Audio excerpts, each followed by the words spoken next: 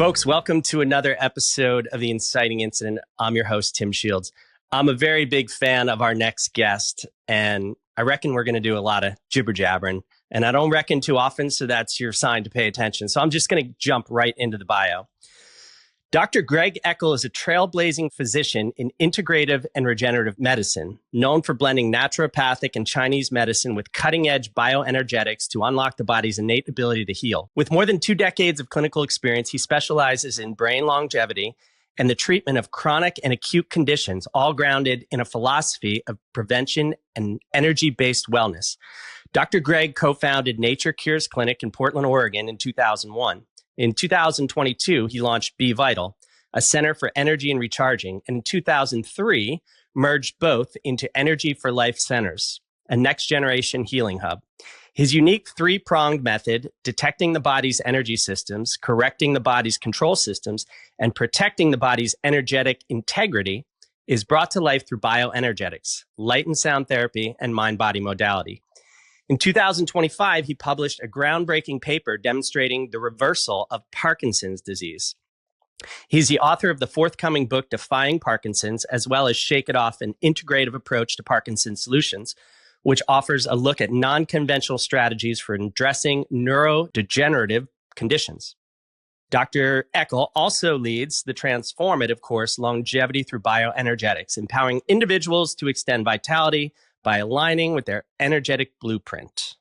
All right, Dr. Greg, it's so great to see you. Welcome to the podcast. Thanks for having me on. Last time I saw you was the Bioenergetics conference in October that you were hosting, which was amazing. And I can't wait to see how this thing unfolds. And actually, the time prior to that was New Year's 2022 into 2023, which I really misread the room that night, but I don't think you were there for the grand reveal. Were you there for that, or you came later? I do remember that, Tim. Yeah, I don't think anybody forgot that. We went to this small New Year's party, and the theme was "Come as your naughty spirit guide" or something. And I was just going to wear my Modest Mouse T-shirt with some mouse ears, and then a friend was like, "The hosts are gay. They've probably been planning this for 6 months." So I went into this panic for the next 2 days, driving all over the desert, trying to find something to wear. And all I could come up with was these pajamas and this leopard print thing. And then I was like, you know what? I'm going to go all in. So it was a hit, Tim. I painted my face a leopard. And as soon as I came up and I saw the look on everybody's face, I was like, I've made a huge mistake. So, I like to make an impression, but I'm going to start this podcast with a question I ask most people. And that is, who were you? Where were you when you were 17? And did you have any idea who you wanted to be? Ooh, at 17, I was in Western Pennsylvania, Johnstown. It's where I grew up. It's coal and steel country. The foothills of Appalachia, and come from a long line of alcoholics. My mother died of alcoholism. Her father died of alcoholism. And I was probably on my trajectory towards that myself. If it weren't but for one band and a guitar player named Jerry Garcia. So I was following that band around the country as a 17-year-old. And I look back thinking, I watched my kids go through that age. I was like, whoa, that is really young. What was I doing? And it had been, 2 years into that journey. On that journey, I found Ram Dass, went through Be Here Now, the book, and that became my curriculum for high school, actually.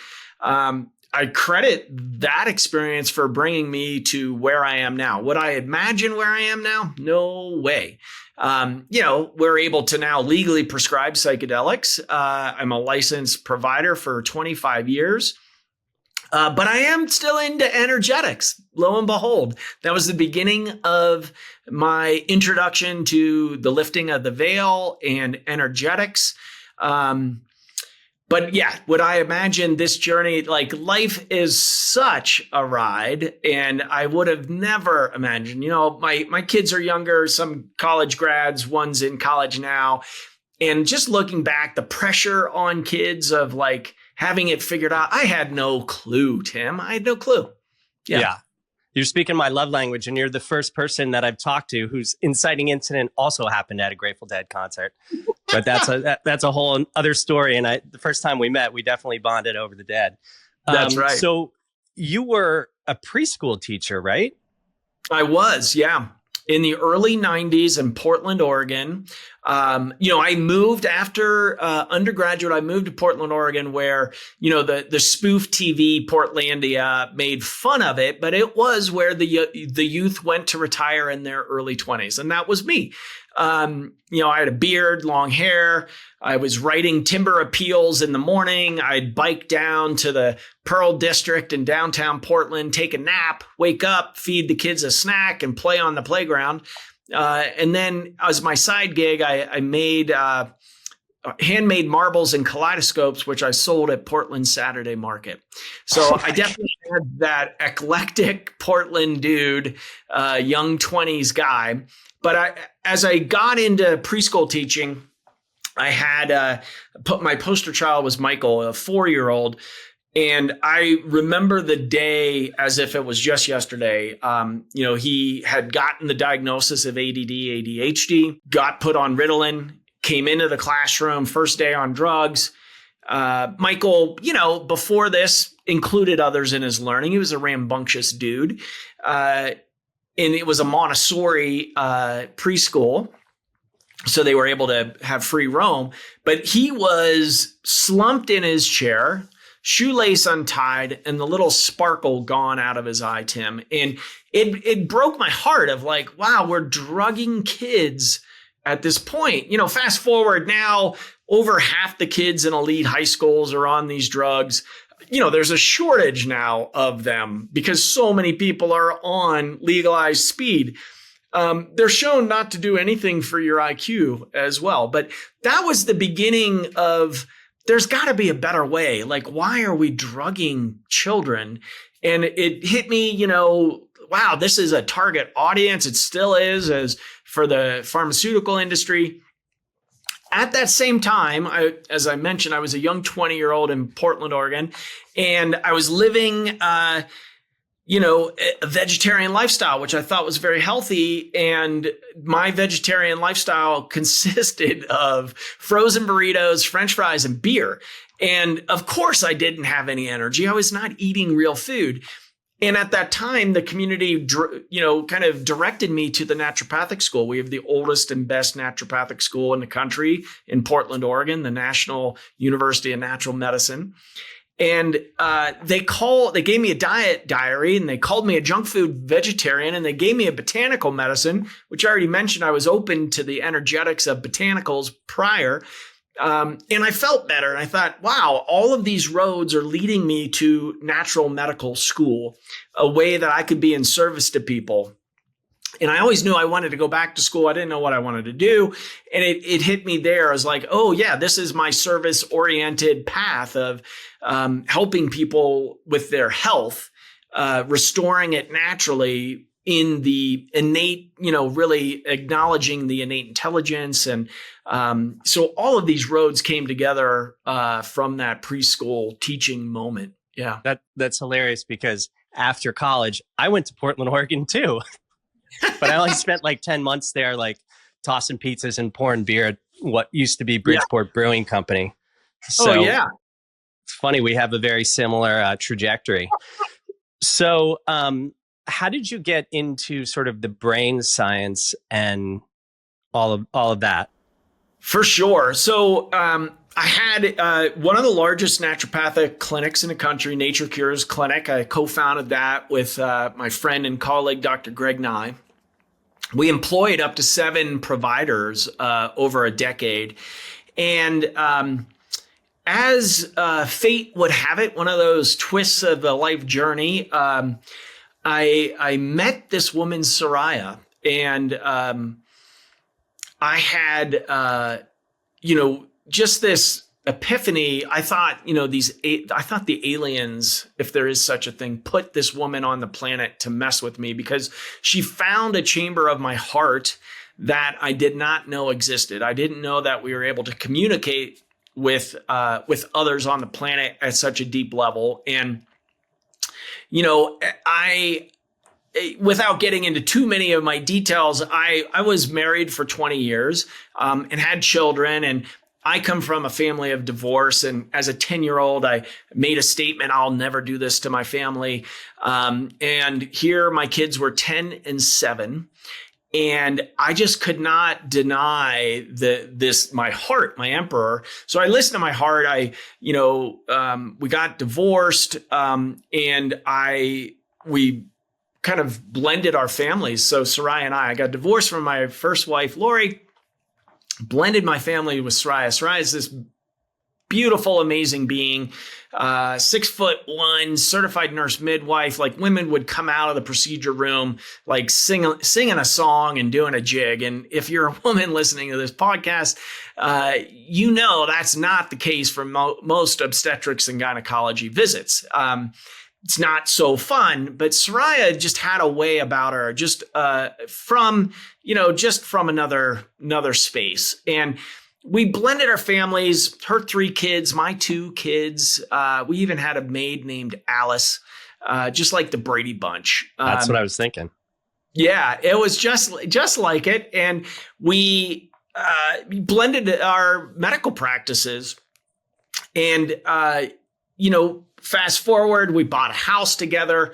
And when we moved, of course, you lose things. And there was one orange Fiesta ware plate that became the harbinger of just some dark days ahead. This was a plate. We had a blended family, so all of the kids had their own color. Thankfully, it wasn't one of the child's colors. It was our guest color, orange. And you might be thinking, big whoop, it's an orange Fiesta ware plate. Get another one. Yeah, me too. But not for Soraya. She could not let it go. And it became talk around the dinner table of like, hey, mom's up in the attic again. She, went through the cupboards, then down the hallway into the garage, and wound up in the attic yet again, looking for the orange Fiesta ware plate. But it wasn't just once.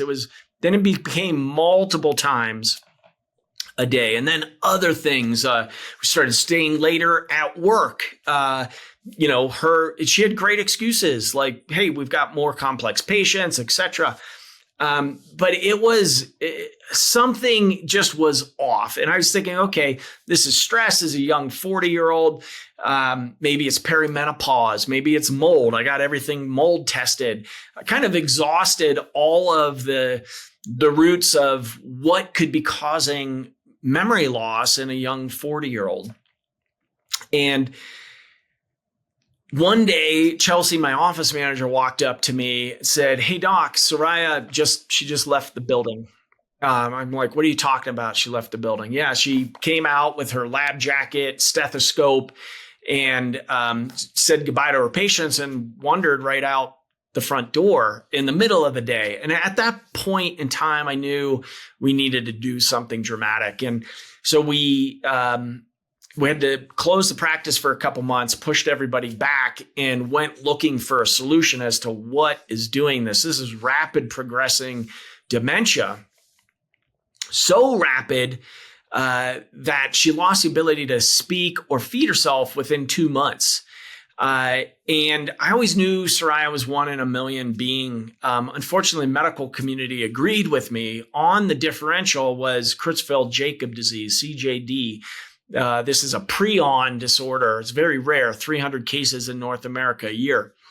However, we are seeing, which we can talk about later, an uptick of CJD right now in around the globe. So it's as of yet uncurable diagnosis. Had some ominous other differentials, autoimmune encephalitis, a lot of neurodegeneration. So I was uniquely positioned of being a provider and loving husband to swing for the fence. So I went looking for solutions. I started talking to all of the world experts in neurodegeneration. and came up with a lot of solutions. Now, unfortunately, what I found did not help Soraya was a 18-month ride from beginning symptoms to when she passed. So it's not a happy ending there. I do not wish that on anyone. It ripped me open as a human being. In an odd way, though, looking for the gifts of the ride of life, it reinstated my faith in unity consciousness. I thought, we must have written this before we got here because it's just too tragic otherwise to find that deep connection and amazement so much to upend my family, go against myself as a 10-year-old to say I'd never do that. But listening to my heart, I had to follow it. And the gift, there are many Soraya's gifts, that reinstating my faith in unity consciousness and understanding the mystery is much larger than we realize, finding solutions for folks and neuro regeneration. So I didn't pick on CJD because there are not many people that have it. I went into the Prionic textbook, which is still in its first edition. And lo and behold, alpha-synuclein, which is at cause of Parkinson's, is in there.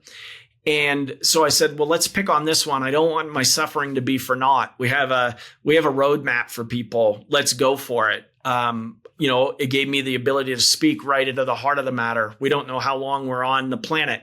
It gave me a deep appreciation for the preciousness of our time together.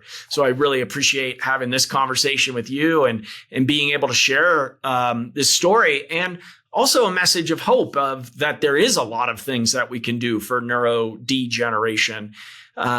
Again, while Soraya's gifts didn't help her one iota, it really lit a fire and a mission for me.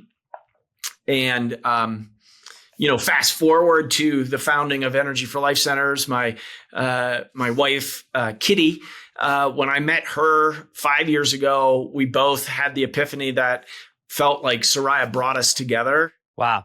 I really believe that, we come into life with soul contracts, and they are to propel our growth. And sometimes they're beautiful. Sometimes, a lot of times they're painful, but it's very profound. And that is the journey of the human experience. It's a very profound experience. And this is kind of a good segue into another part of the conversation. In probably 1999 or 2020, I was dating this girl, and we came out from New York City to my sister's house, and my parents were there. And I remember at one point I was inside and she was just hanging out with my mom for a while outside. And that night we were going to bed, and she was like, "Is your mom okay?" And I was like, "Yeah, what do you mean?" She's like, "Well, while we were having this conversation, she would just kind of drift off, and then she started repeating herself." And I was like, I got kind of defensive, and I was like, "You know what the hell you're talking about? That's just my mom." And I wanted to be like, mind your own fucking business. But yeah, she was probably the first to see it. And wow, that was the start of my mom having Parkinson's. And then she had a lot of other complexities that I just talked to my sister about last night. And then 9/11 happens, and it took about 4 days for my nervous system to kind of even be able to experience myself in the present moment. I'm kind of like breathing, and then I get this call that my mother fell and broke her hip, and she was being shipped to a eating disorder clinic in Philadelphia. And I'm the youngest, so I was kind of always protected. I was living out west. They didn't tell me a lot of this stuff. And I heard in one of your and my mom always had these kind of eating things. She was like, "Oh, I have food allergies," and she was very skinny. And I heard you say that Parkinson's begins in the gut. Did I hear that correctly? Yeah, it can 1 to 3 decades prior. Oh, wow. Well, this is interesting because I didn't know this stuff. And my sister was like, when my mother was really young, she was skinny, and her father gave her this, spending account at Woolworths, and she would go and have an ice cream soda every day. So there was Wow. all of that. There was all of that sugar very early on. And then her teeth were all messed up. So she had all these metal fillings in her mouth. And I was Yeah. wondering if that affects it as well. It does, yeah. So we do, and I can talk about the detection phase of what we found for foundational components of really anybody with a brain. But metals bioaccumulate in our nervous tissue. So there's two marks, right? Yeah. Yeah. And also, you said it comes from unhealed trauma, right? That's right. So it is, everybody is talking about trauma these days. It's kind of the elephant in the room. What has made my job as a clinician much harder is really understanding ancestral trauma as well. So it's the whole family lineage and why we may be seeing more neurodegeneration.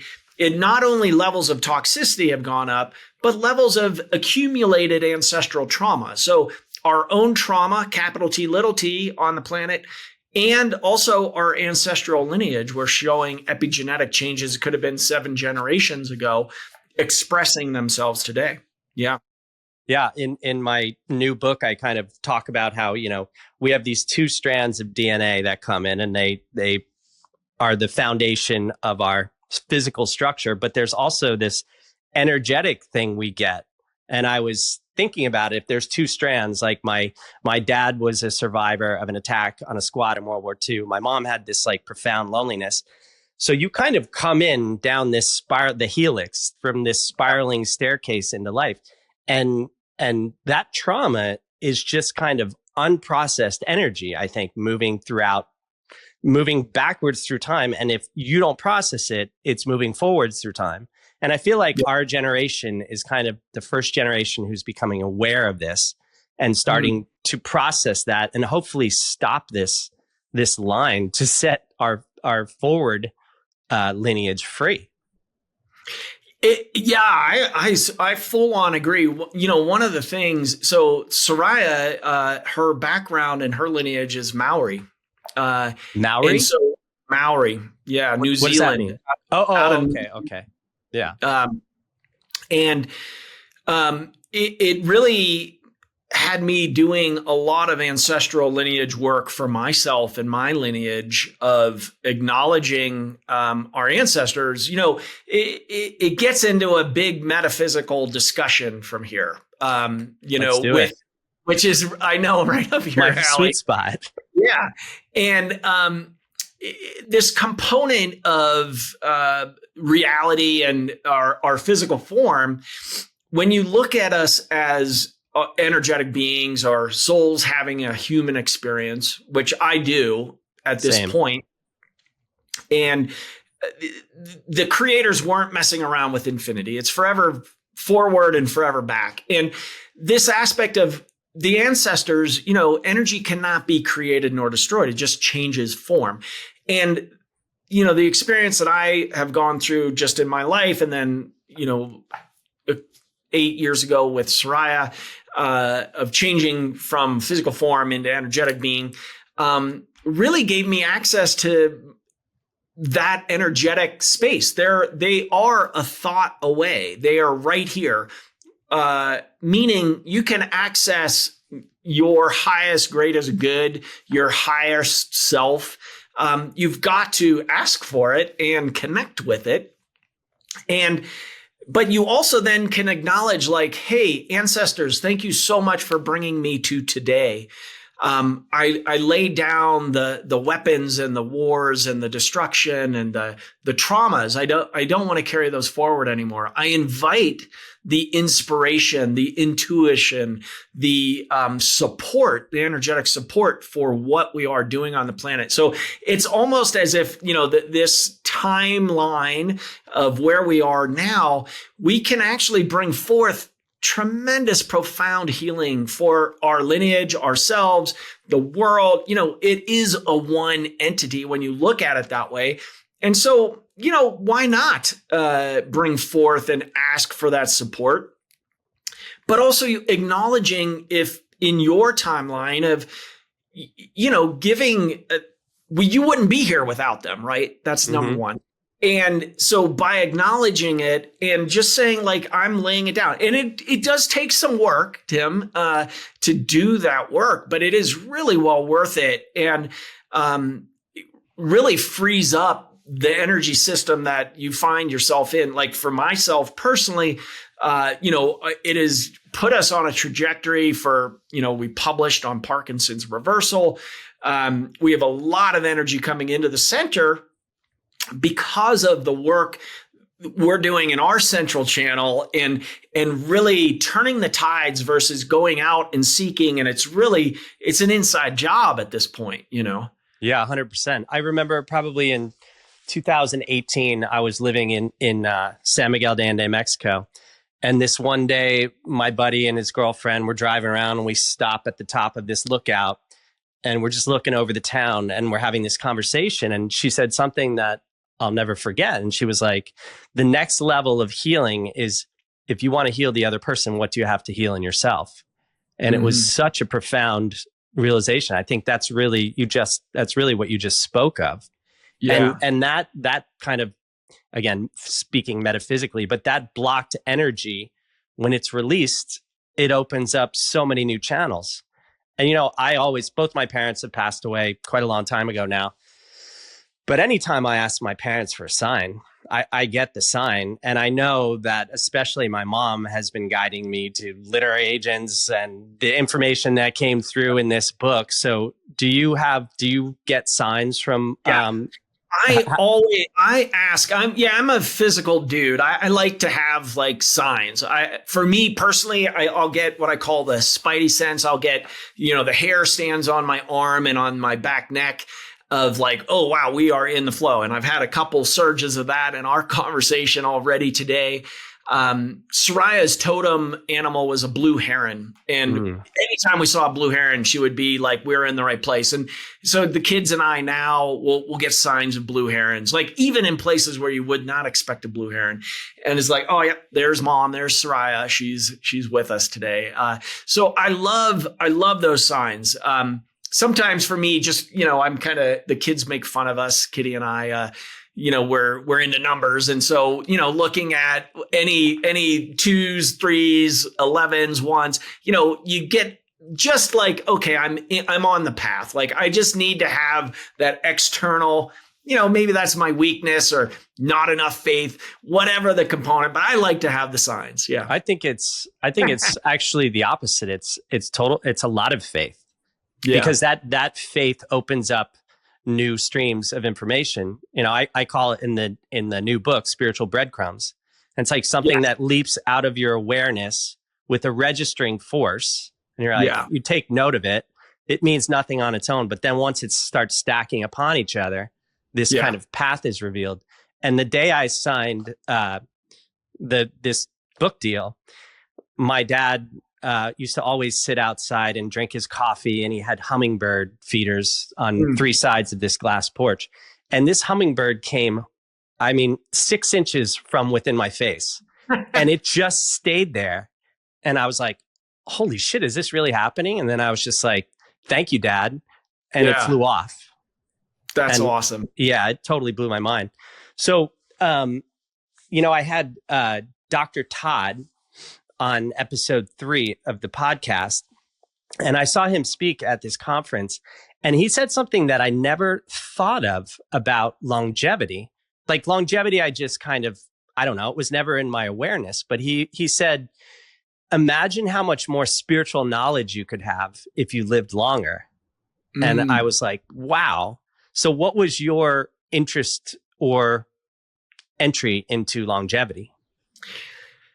Yeah, I think that component of knowing, of wisdom, and the understanding of time is an illusion. And so being able to, push the physical bounds of matter, the slowest waveform out there, and really, go for it. I've had the privilege of sitting with 90-year-olds, and I hear them say, Doc, had I known I was going to live this long, I would have taken better care of my body. And that really that hits home, right? Because you don't want to just be old. What we see visually now is diseased, sick people, and they're suffering. And it's not prolonged suffering. We want to prolong the mystery of life, the majesty, the awe, being in awe of creation, which I truly am. And so, there's one part of me says, I put a number out there. I want to live to be 153. Well, why? To experience and be present to the miracle of life. I mean, this body is magical. The mystery is here. We can bring heaven to earth in this experience, depending on, what our lenses are that we put on. And so why not extend that or have that experience for longer? So it's a game, I think there's a piece. Well, what if you don't make it to 153, Greg? Well, what will I care at that moment in time? I won't, right? Because I've moved on in form. And so, but by putting it forth in my consciousness, it has made habitual change and choices much easier to create health. And, I get into this concept for myself is, well, what is the picture of thriving? Like I have to live, I have to be the movement. And I'm showing folks with much pathology getting their lives back to the point where regions of their brains are regrowing where they're not supposed to. But better yet, their quality of life has improved. And if it works with pathology, it got to me of, well, how good could it get? How good can I feel? How much energy can I have? How much love can we share? That aspect of what is our greatness as human beings, and really getting into what we're fully capable of experiencing, of sharing, of manifesting. That is the game that I want to play. And so it comes into this discussion of longevity. I'm also a Chinese medicine practitioner. This longevity discussion is not new. It was the ancient emperors of China were obsessed with longevity. And so it's like, modern day people are like, oh, we've just discovered this. It's like, no, actually, it's been the game for a long time. Thousands of years. Yeah. So the Energy for Life clinics, what are they? How did they come about? And also, you use the song laser there, which is Dr. Todd's creation, and it actually reverses your biological aging by 3 years, along with a whole lot of other, benefits. But sure. Can you talk about that? Yeah. So the culmination of my life's work is here at Energy for Life Centers. In Park City. In Park City, Utah. Portland's no more, right? It's just Park City. We closed that up. I had a center in Portland and one in Park City for 2 years. We did that, kind of traveling back and forth with teams at both spots. Decided just to consolidate it all energy in Park City for now. We may expand back out. However, we have a mutual friend, Harry Massey, of Energy for Life. And he's been talking bioenergetics for 20 plus years before really anybody was talking about bioenergetics in the field and frequencies. And we came together and have had just amazing connection on hikes and outdoors and dinners, and kind of blended a lot of his technologies into the Energy for Life Center on top of regenerative medicine. So I kind of say, we have a 6,000 square foot facility of basically what I would like to use for me selfishly on a longevity play of these are all the therapeutics that I've seen value that actually move the needle in the real world and actually get tangible results for people. So I've got them right here at my fingertips. Of course, as clinician, I don't use them as much as I should, Tim, because we're delivering so much care to a lot of people. However, we're blending in naturopathic, Chinese medicine, bioenergetics, all together to really address all of the facets of a human being.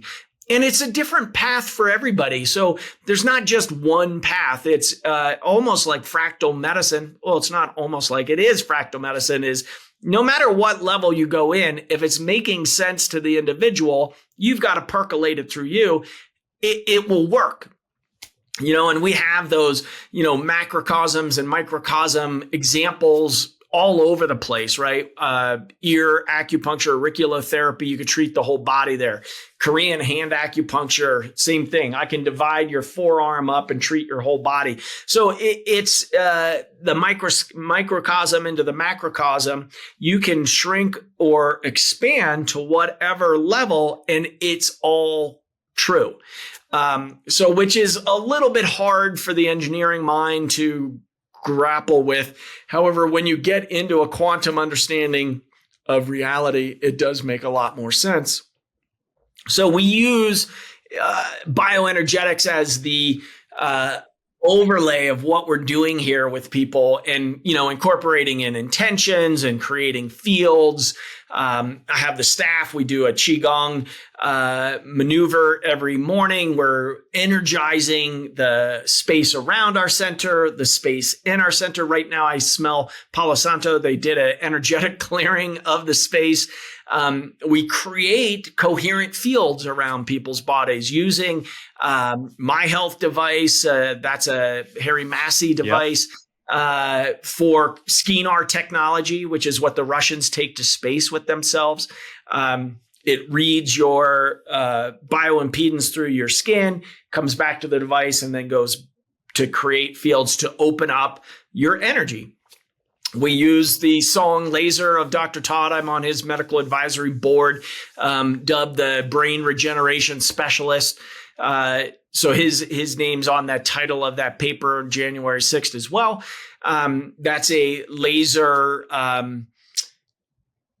that activates your V cells, your very small embryonic-like stem cells, and then can direct them in the body. So we use that exclusively on brain regeneration.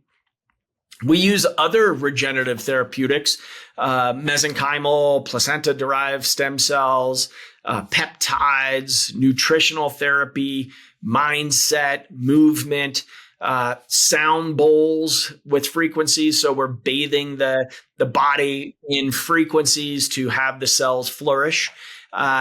We do IV therapy. We have a light bed. We do psychedelic experiences with ketamine as well on healing deep trauma. While we're not a ketamine center, that can be a very potent tool for people to help lift the veil if they're not open or aware of some other realms of possibility for themselves. Yeah.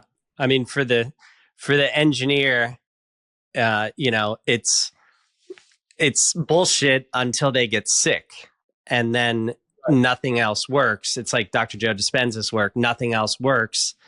Right. And you're at the end of the line. So you're like, okay, I'm going to open myself up because I want to live. And then it opens up this whole new world. It's right. So that either the disease or the sickness or whatever becomes a catalyst for awakening.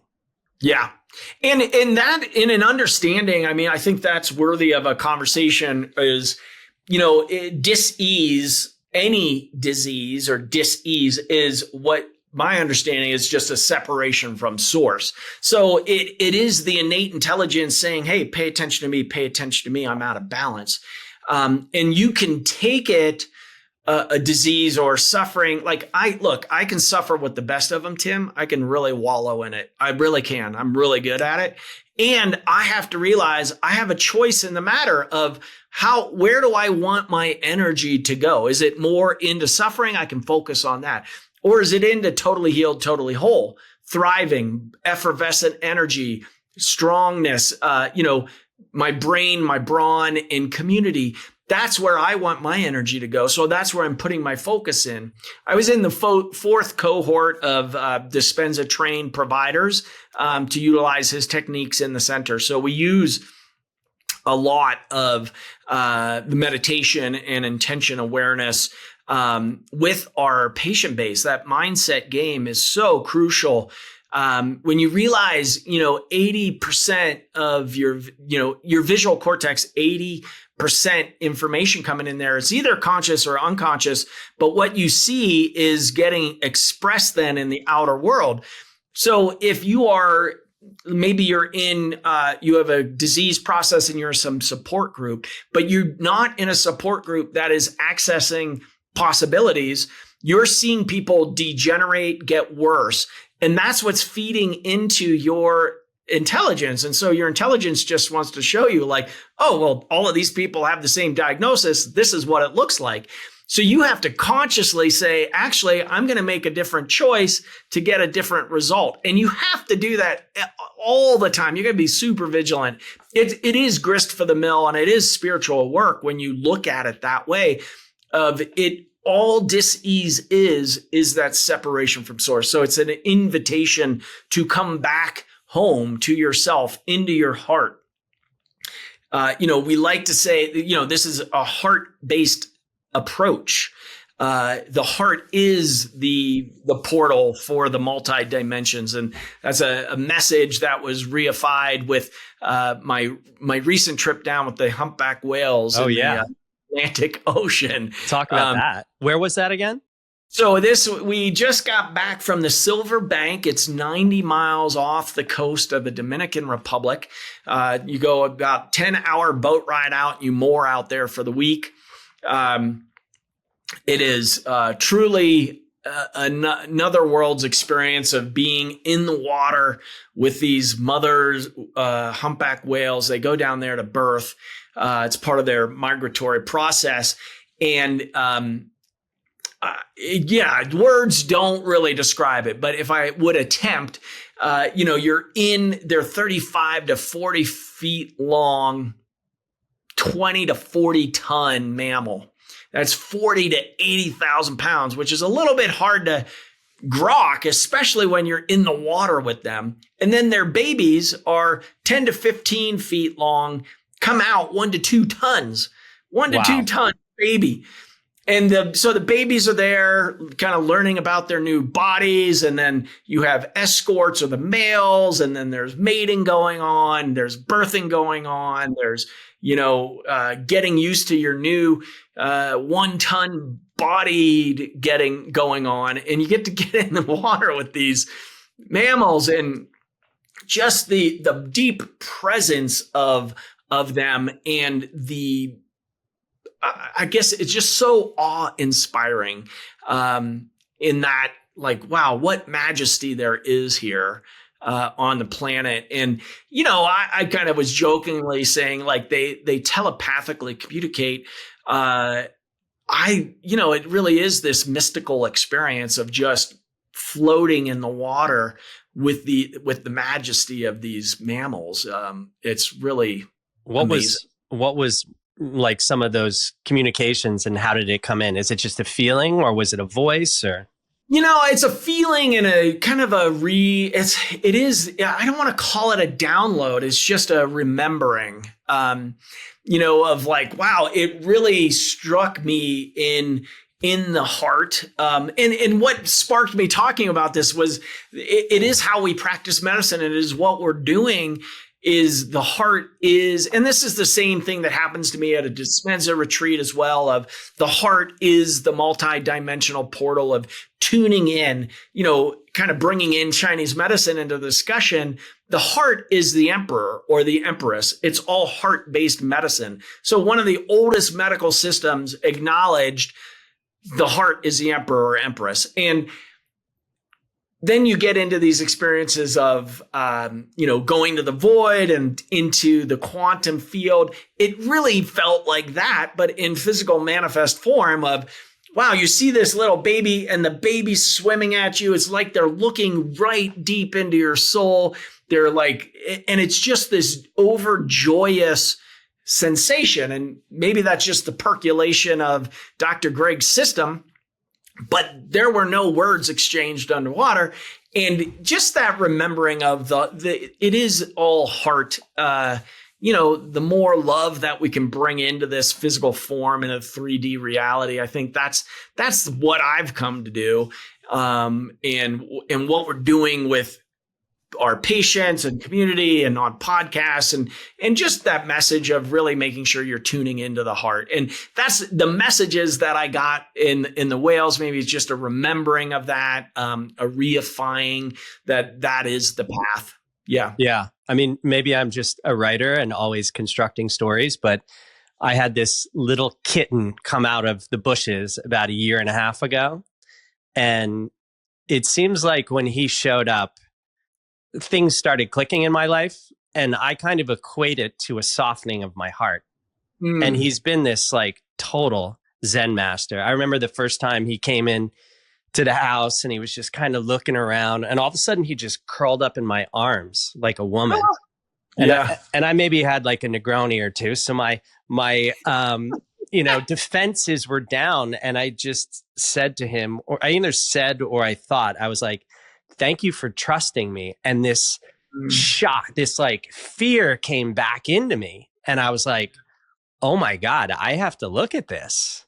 Yeah. And he became this little like Zen-like mirror and master. But, who knows? But he's definitely, I feel like he's a little soul guide. Maybe we have a little soul contract. But you had mentioned telepathy. Did you listen to the telepathy tapes? No, I haven't. Kitty has, and she shared. It's on my list to listen to. Yeah. But I love that whole concept, and I love that they've put that out there. Yeah, with more people tuning into it. Yeah, it was at one point. It was the biggest podcast on the planet, right? Which is pretty wild. Yeah. But what I heard you mention something about misfolding proteins in one of your podcasts. What does that mean, and what are the ramifications? Yeah, so proteins misfold, and when they misfold, they're called prions, and that is what is behind, mad cow syndrome, Creutzfeldt-Jakob disease. It's beta amyloid plaque behind Alzheimer's. It's alpha-synuclein behind Parkinson's. It's chronic wasting disease in deer. It's scrappy in sheep. So all mammals have a prionic activity, or prions, which are misfolded proteins. And these become like senescent cells or zombie cells. They start signaling other proteins to misfold, and that creates the degradation or the it's called spongiform encephalitis in humans, which is a holy brain. You get holes in your brain from these proteins misfolding. So there are a lot of conditions with having prions as the basis of the issue, and really nobody's talking about it. And why I think there's been no major breakthroughs in neurology in the last 300, 400 years is because, you'll read about these things, and anytime you read about them, they're said, the infectious agents of prions or alpha-synuclein. But they're not infectious. They do signal. And then the $1 trillion question becomes, what causes a protein to misfold? Which goes back to how you kind of walked through your experience with your mom of looking at it like, okay, well, there's that basis of what we do for testing. We look at the microbiome. We look at hormone levels, stress levels. We look at levels of toxicity, and we assess levels of trauma. And all of those things can cause proteins to misfold. What causes a protein to misfold? It's a protection mechanism. And so all of those things lay into a causative agent of prions. So, I mean, it's kind of, we could say maybe it's epigenetics then. It's above the cell. It's the environment, right? Yep. Yeah. Yes. So, what are some things we can do for, brain health today? Simple things like that. Yeah. Well, it's the non-sexy stuff, right? So, there's that aspect of you're not going to supplement your way out of a bag of potato chips. So looking at first process is looking at the thoughts that you have in your head. I like to say dangerous neighborhood to go into by yourself. And looking at, you might be saying, well, I'm not saying them out loud, but all of your cells are listening to all of it. And so what are you bathing your cells in? Are you bathing them in love, or is it criticism, doubt, worry, fear? What is going on in there? And well, how do you get in touch with that? Well, meditation is a great way of doing it. And it doesn't mean, sitting like a monk in Sichuan province. It could be, one of my first favorite books was Thich Nhat Hanh's Peace is Every Step. And he was a monk, and just talking about, if you've ever driven somewhere and you didn't know how you got there, and it's happened to really everybody. It's like you arrive and you're like, whoa, I don't even remember making all of those turns. Well, where were you? You were preoccupied in some other realm of your brain, but the automatic processes got you there. So it's just bringing more consciousness and awareness to the ever present eternal now. And there are multiple methods to do that. We talked about Dr. Joe Dispenza. I think he's doing a great job these days presently on research and gatherings and educating around it. But there are multiple methods, and whatever method works for you would be my recommendation. Yeah, I have a chapter in the new book called The Practice as the Way. And it doesn't matter if it's meditation, art, going for walks, etc. It's about quieting the thinking brain and going into trance. Yeah. And, this whole book came through on this Native American land. And I would get to an end of a chapter and I would just be like, shit, I don't know what's coming next. And I just put on my headphones, something either melodic or improvisational. And I asked myself the question, and 100% of the time, and I just go into the music. And 100% of the time, I got the answer. And like the whole book kind of came through that way. That's awesome. Yeah. And we do that with sound baths and sound waves, really dropping people into theta awareness, the brainwave frequencies. And, we'll do that. As part of our procedures, we actually have people do a sound bath for an hour, and then we pick the bowls that are specifically jumping for them. Those come into the procedure room, and we have people do a future self transmission for themselves of what in the not too distant future, they're totally healed, totally whole. They're doing something that brings them immense joy. And then I have them really describe, I call that the well meditation of going to the well. But it's with the frequencies of the bowls that really, it takes them out of their thinking mind and drops them deeper into that theta, where it's just so beautiful what comes through for people. And it's them. And so that is a starting spot. Of course, movement, exercise is a 4-letter word, but movement is much more fun. And so circulation, it is a move it or use it scenario. You can increase BDNF, brain-derived neurotropic factor, with exercise, high-intensity workouts. Just elevating your heart rate for a minute will do it. And so it is a component of, you got to be consistent with it, though. We all know exercise is good for us, but, it's like, do you do it? And I like folks to measure it, because what gets measured can get moved and change. But if you don't know, then you don't know. So there are different ways. We'll put people on a resting metabolic rate measurement here that comes up with a specific exercise or movement plan for them. Our coaching community online, I have a Qigong lineage holder. In the same lineage that I learned, it's called Jinjiang School of Qigong. It's the muscle tendon changing school of Qigong. Lori Regan, a dear friend and beautiful practitioner of this lineage that we both learned out of China.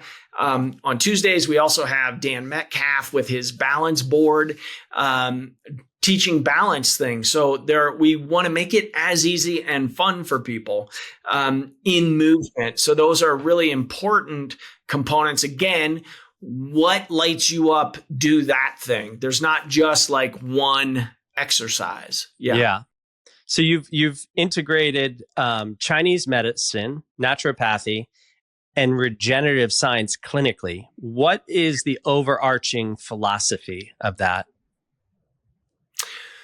The overarching philosophy is that the innate intelligence birthright is to be healed. And so it is deep presence and listening by my providers and staff here, listening to the individual in front of us because they're the ones that tell us the exact path. And so by listening deeply, people tell you the exact path back to Wellville is what I call it. And so our job then, I even have a red pom-pom next to me here, Tim. Mm-hmm. Sometimes, we all need a cheerleader, including myself, through life. And so having the confidence, though, of actually seeing people, what the body is capable of doing and changing and healing allows us to speak with much more authority and vibratory energy to really impart the confidence and that space for transformation. So maybe not as eloquent a response as, off the cuff. That's what I would say. You nailed it. Yeah. A lot of people, what I find these days is, the world is splitting between this love and fear thing, and everybody who is trying to prop up this old system is in fear and chaos. And the people who are building the new world and, in service and all that stuff, it's like things are just magically happening to them.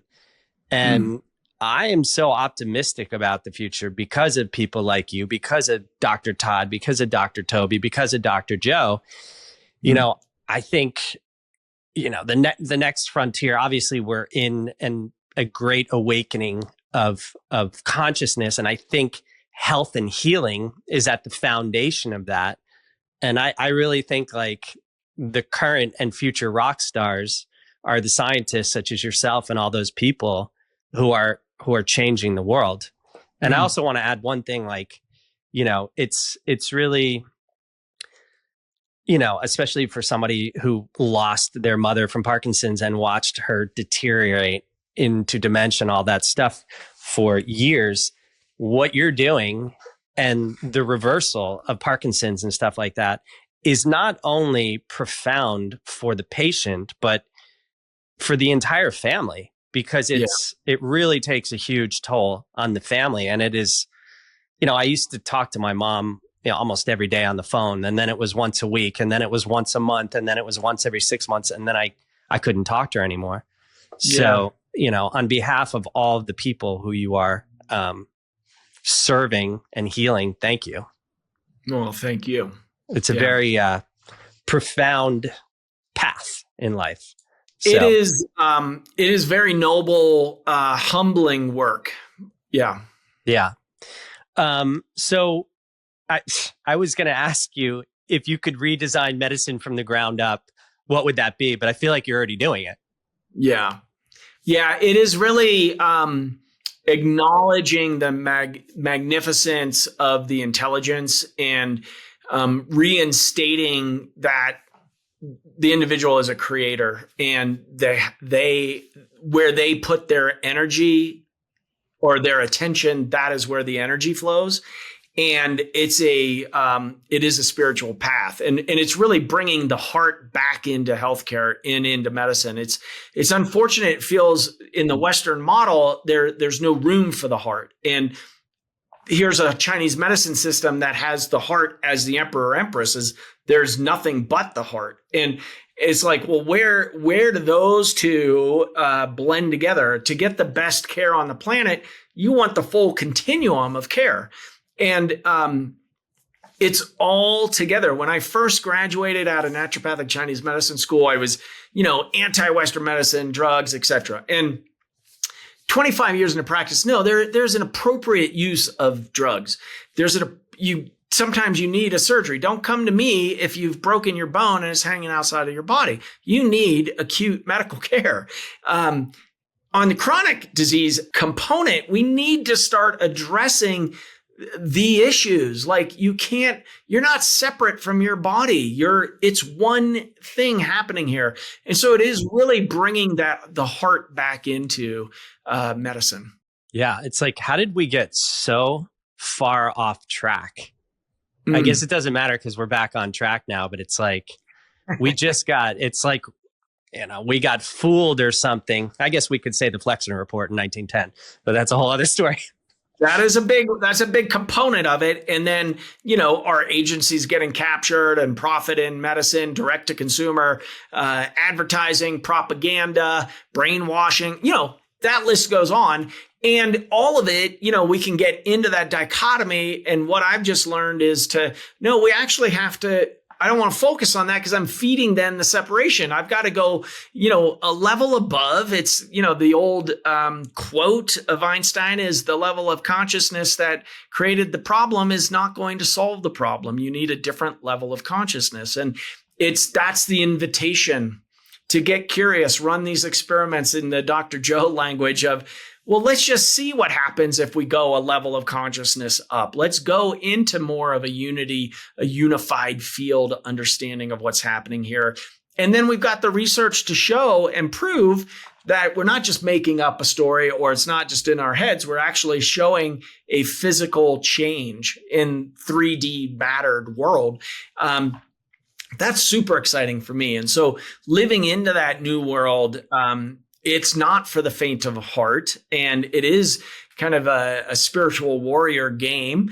But it's the one that I'm choosing to play. And, I know that you are too. So I really, I love that we're having this conversation. You're sharing this out with the world.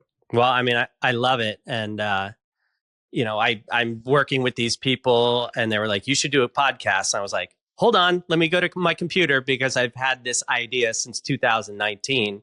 Yeah. Because I always want to know the people behind the science or the story or the song or something. Whenever I was younger, I became obsessed with a writer or musician. I was like studying who they were because it's about the human journey.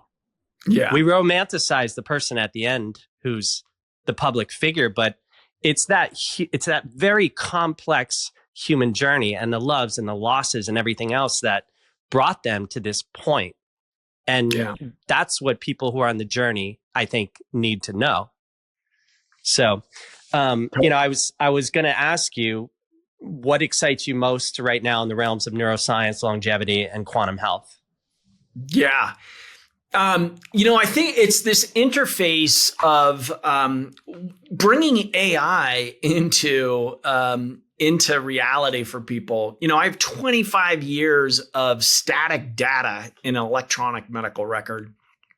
And our level of consciousness and understanding, we can deduce and create patterns, but not at the level of a supercomputer coming in there of maybe finding some new connections or new associations that would expedite the change. So I really feel like we're right at that hockey stick moment of massive exponential breakthroughs as far as,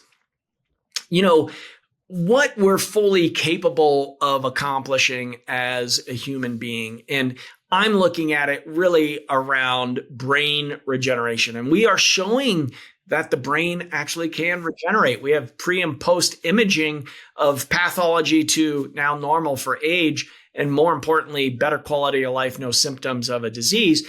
That's super exciting. And I want to create faster, bigger change for more people because that's just where we're at. So I would like that to accelerate. I think it's moving at a great course. I'm just, again, come back to the breath. Sit down for a moment, Dr. Greg, and breathe and just be present and watch it unfold. That's the journey that we're on.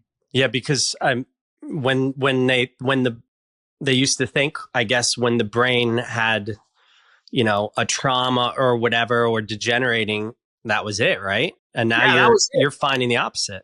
I still hear it with traumatic brain injuries. Like, I've seen patients that were dumped at the end of the road in conventional care for a traumatic brain injury. Basically, one patient comes to mind. She had to drop out of college, and that was basically it. She became non-functional. I saw her 10 years after her brain injury, and they're like, "Oh, well, it's never coming back." And I was like, "Well, they haven't tried this, or this. Let's try it." Went through our program, went on, finished college, got her master's, came back. She's a counselor, got married, having kids, like having a wonderful life, but was not given any hope nor an option of doing, basically like, cast a spell, you're done, that's it, get your affairs in order, this is as good as it gets. And that is an opinion that is misinformed and not true. And detrimental. And very detrimental. It's called the nocebo. It's the negative component of a placebo, but it's coming from a person in power and authority where, so I guess it would be don't export your agency, right? And do not settle on one person's opinion, especially if it's not true. Yeah. I know you got to go probably pretty soon, but let me ask you, what are some of one or whatever, however many you want to, the most profound examples of healing that you've seen in your clinic? It really has been one that just pops into mind. I had a patient over 15 years ago, had half of her brain removed from brain cancer. But you couldn't tell. The whole entity located into one hemisphere of her brain, and you would never tell that she only had half of her brain. Starting with that, second one that comes to mind is a patient with pancreatic cancer, which is a known killer, 3 to 6 months in length. Basically from diagnosis to when you die. 19 years later, still functioning very well, no evidence of pancreatic cancer. And then into current day, patient Holly, she's going to be actually in a documentary, a Maha documentary coming out. We flew her up here. Basically have a DAT scan, which is radioactive dye over substantia nigra, which is the region of the brain that degrades with Parkinson's. It's the dopamine and dopaminergic receptors of the body. Consistent with Parkinson's, after the Eckel protocol, consistent with age, off all drugs, no symptoms of the disease. Another woman, Cindy, was debilitated on the couch, couldn't get dressed because her tremor from Parkinson's was so bad, stopped walking even with assistance because her Parkinson's was so bad. Called me a year later after a procedure, said, "Dr. Eckel, you'll never guess what." Said, "All right, I don't like getting these calls from my patients. I don't know, is this going to be a good thing or a bad thing?" She said, "My husband just told me to slow down walking in the park." I asked her, "Cindy, when's the last time he said that to you?" It had been over a decade. She basically got her life back. Another gentleman came in a wheelchair. His daughter was getting married in Cancun 2 weeks later. I thought, "Well, this is going to be a tall tale." He wanted to be able to walk her down the aisle. He was considering not going because he couldn't walk. We got a call from his friend a week after the wedding saying, like, "You guys made a lifetime of memories for this family." Not only did he walk her down the aisle, they did the first dance together. The human body and spirit is so remarkable in what it's capable of doing. I never close the door on it. I'm not a Pollyanna false hope guy either. It does take some work to get there. And it doesn't have to be an epic journey to the top of the mountain. It can come with ease and flow to us as well in an instant. That's got to feel so good to be able to change somebody's life like that. And again, the circle around them. Yeah. It is, I like to say I do a lot of nothing all day, Tim. It is the innate intelligence and the information coming in. I do not take any credit for it. It is spirit. It is massive work.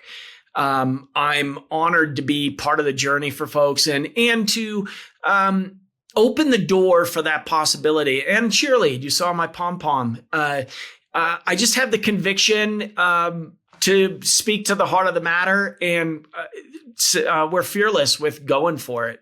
Yeah, I would definitely say you are a heart-centered fella. So the brain thing is just mind-blowing, that a half a hemisphere, and that's a prime example of the innate intelligence of the body to reorganize itself. I mean, like that, I don't know if you saw me, but like my jaw dropped. I was like, holy crap. So let me ask you one more question. For anybody who's listening and dealing with a chronic disease or deep loss, what's something you would tell them? Chronic disease and deep loss. Anything that comes to mind. I know I'm letting it come because it is the component of asking for help. It can be really humbling. I think a lot of us have the fierce determination of the West of we can do it ourselves. And one of the most humbling, most surprising things for me on the journey was just putting it out there and sharing my story, asking for help. I was so blown away with the support from people showed up that were in my life that I didn't think would show up.